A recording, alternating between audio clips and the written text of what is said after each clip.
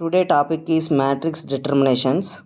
First problem చూస్తే మనం జాగ్రత్తగా అబ్జర్వ్ చేసినట్లయితే అది మెయిన్స్ 2024లో ఇచ్చారు.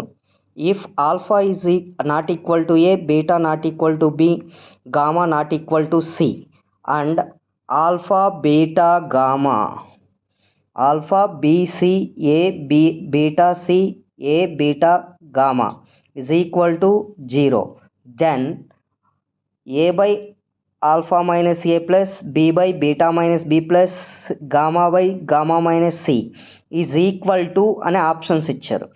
దిస్ టైప్ ఆఫ్ ప్రాబ్లం ఇచ్చినప్పుడు ఫస్ట్ మనం ఏం చేయాలంటే మూడు మనకి కింద ఆన్సర్లో జాగ్రత్త చూడండి. A by alpha minus B plus B by beta minus B plus C by gamma minus C అని ఇచ్చారు కదా. ఈ వాల్యూ ఎక్కడుందో మనం ఫస్ట్ జాగ్రత్తగా అబ్జర్వ్ చేయాలి. అబ్జర్వ్ చేసినప్పుడు first row, second row, third రోలో మూడు వాల్యూస్కి సంబంధించినటువంటి వాల్యూ ఉంది. కాబట్టి ఏదైనా ఒక రో మీ ఇష్టం, నేను ఫస్ట్ రోని 0 చేశాను, మీ ఇష్టం వచ్చిన రోని ఈక్వల్ టు 0 చేస్తే మనం ఆల్ఫా ఈక్వల్ టు 0 తీసుకోవచ్చు, బీటా ఈక్వల్ టు 0 తీసుకోవచ్చు, సి ఈక్వల్ టు 0 తీసుకోవచ్చు.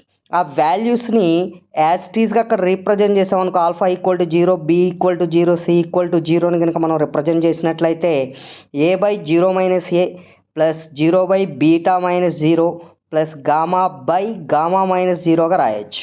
అంటే ఏకి క్యాన్సిల్ అయితే -1 ప్లస్ 1 కదా మనకు మిగిలేది. టోటల్గా వాల్యూ ఏమవుతుంది అంటే 0. మన ఆన్సర్ వచ్చేసరికి కూడా ఏమొస్తుందంటే థర్డ్ ఆప్షన్ సి వస్తుంది. ఇది మెయిన్స్ 2024లో ఇచ్చినటువంటి బిట్.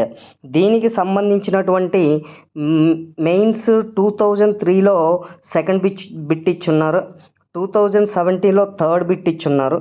అవి మీకు ఆల్రెడీ రాశాను ఇక్కడ. ఒకసారి మీరు ట్రై చేయండి. ఈ షార్ట్ కట్స్ నచ్చితే ఒక లైక్ చేయండి.